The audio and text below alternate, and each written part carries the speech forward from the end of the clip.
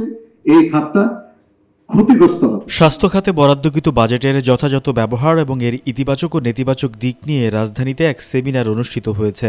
স্বাস্থ্য বাজেট বিষয়ে বাজেট পরবর্তী নাগরিক সমাজের প্রতিফলন শীর্ষক এই আলোচনায় অংশ নিয়ে বক্তারা স্বাস্থ্য খাতের বরাদ্দ এবং তা বাস্তবায়নে আরও স্বচ্ছতা আনার তাগিদ দেন। রোববার সকালে সিরডাপ মিলনায়তনে দেশের স্বাস্থ্য খাতের নীতি নির্ধারক ও বিশেষজ্ঞদের উপস্থিতিতে সদ্য ঘোষিত স্বাস্থ্য বাজেট নিয়ে নাগরিক সমাজের ভাবনা ও চুলচেরা বিশ্লেষণ করা হয়। সোশ্যাল মার্কেটিং কোম্পানির চেয়ারম্যান ফারুক আহমেদের সভাপতিত্বে এই সেমিনারে প্রধান অতিথি হিসেবে উপস্থিত ছিলেন স্বাস্থ্য প্রতিমন্ত্রী ডাক্তার এম এ মুহিত। বিশেষ অতিথি ছিলেন সংসদ সদস্য ফজলে হুদা বাবুল।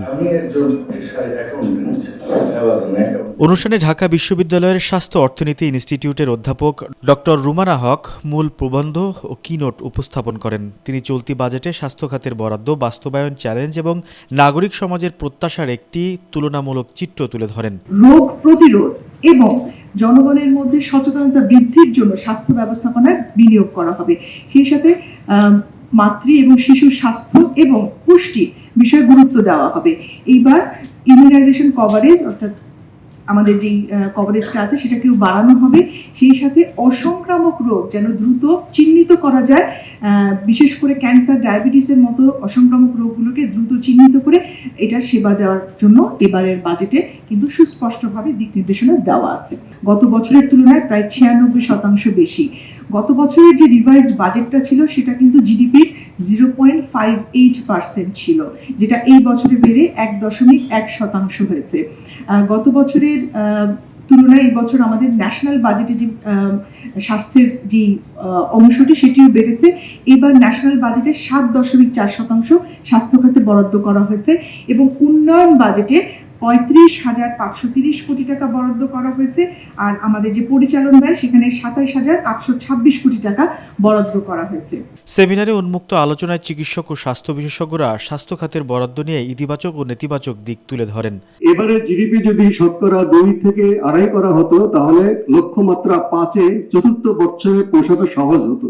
আমি জানি না যে 1% জিডিপি যদি কাটা নাও হয়, ধরে নিলাম এটার থেকে 5% যাওয়া at the fourth year of this government খুবই কঠিন হতে পারে। আমাদের সিস্টেমটাকে স্ট্রেংথেন করতে হবে। আপনি যদি বিদেশে যান, আপনি 60 মাইল স্পিডে চলবেন, আপনি 3 মিনিট যদি 70 মাইল স্পিডে যান, 3 মিনিট পরে আপনার মোবাইলে চলে আসবে যে you have exceeded your recommended speed. তুমি ফাইন করো এবং এতদিনের মধ্যে ফাইন না দিলে তোমার কার্ডের নম্বর কাটা যাবে। এটা হলো স্ট্রং সিস্টেম। তো আমাদের সিস্টেমগুলোকে যখন আমরা এরকম স্ট্রেংথেন করে নিব, সিস্টেমগুলো ঠিক মতো ইমপ্লিমেন্টেড হচ্ছে কিনা এই জিনিসগুলোকে যখন দেখবো আমরা, তখনই আমার ইমপ্লিমেন্টেশনটা ভালো হবে এবং অ্যাপ্রোপ্রিয়েট হবে। অনুষ্ঠানের বিশেষ অতিথি ফজলে হুদা বাবুল তার বক্তব্যে বলেন, বরাদ্দ বৃদ্ধির পাশাপাশি স্বাস্থ্য খাতে একটি শক্তিশালী, জবাবদিহিমূলক ও তথ্য নির্ভর ব্যবস্থাপনা কাঠামো গড়ে তোলাও সমান জরুরি। This is altogether what I believe. It is regulated from the corruption is regulated from the system of governance.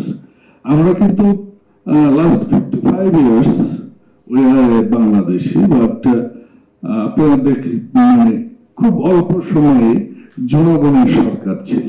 এটা একটা বিষয়। তো যখন জনগণের সরকার থাকে, যেমন মাননীয় মন্ত্রী মহোদয়ের মিনিস্ট্রি থেকে আমাদেরকে একটা করে চিঠি দেওয়া হয়েছে গোপনে যে আমরা কি কি কাজ করব।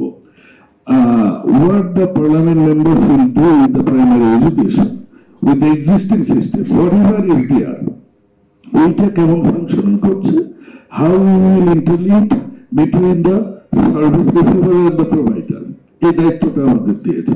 অনুষ্ঠানের প্রধান অতিথি স্বাস্থ্য প্রতিমন্ত্রী ডাক্তার এম এ মুহিত বলেন, স্বাস্থ্য খাতে বরাদ্দ ধরে রাখা এবং গ্রামীণ স্বাস্থ্য সেবা ও অবকাঠামো উন্নয়নে সরকারের সদিচ্ছা রয়েছে।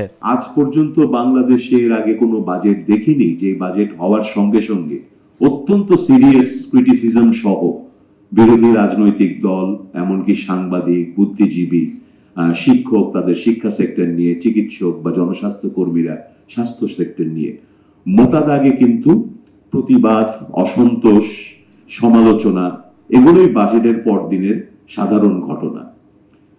আমি এই সরকারের একজন অংশ হিসেবে অত্যন্ত আনন্দিত বোধ করছি। আমরা সবসময় মনে রাখার চেষ্টা করি যে আমাদের দীর্ঘ রাজনীতিটাই জনগণের অধিকারের জন্য ছিল।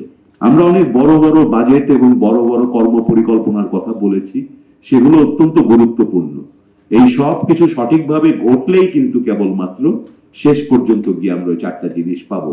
একটা হাসপাতাল যেখানে ফ্রিলি সুন্দরভাবে একজন রোগী ঢুকতে পারেন, ঢোকার পর কোনো নাজেহালের শিকার হন না। একটা হাসপাতাল যেখানে যারা চিকিৎসক কাজ করেন তারা নিরাপদে কাজ করতে পারেন, যেখানে যে রোগীটা আসেন তিনিও চিকিৎসার দিক থেকে একটা নিরাপদ পরিবেশে চিকিৎসা পান। সেখানে ডাক্তার একজন থাকুক, সেখানে কিছু ওষুধ তাকে দেয়া হোক এবং কিছু টেস্ট সে করে একটা সেবা নিয়ে যেন সে বাড়ি ফিরতে পারে। এইটা হচ্ছে শেষ পর্যন্ত সাধারণ মানুষের কাছে এই স্বাস্থ্য বাজেটের মানে, এই স্বাস্থ্য বিভাগের মানে, এই স্বাস্থ্য প্রতিমন্ত্রীর মানে। সে অন্য কোনো কিছু বুঝতে চায় না। বিশেষজ্ঞরা মনে করছেন, শুধু বাজেট বরাদ্দ বাড়ানোই শেষ কথা নয়, সাধারণ মানুষের দোরগোড়ায় স্বাস্থ্যসেবা পৌঁছে দিতে বরাদ্দকৃত অর্থের সঠিক, স্বচ্ছ এবং সময়োপযোগী বাস্তবায়নই এখন সবচেয়ে বড় চ্যালেঞ্জ। শাহরিয়ার রাজ, মেডিকেল পোস্ট, ঢাকা।